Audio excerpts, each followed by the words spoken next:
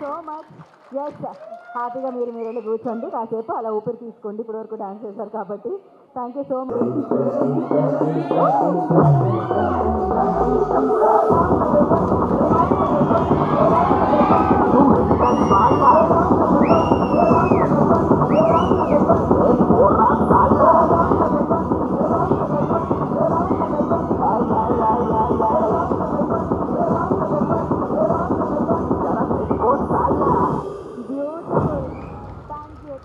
So much.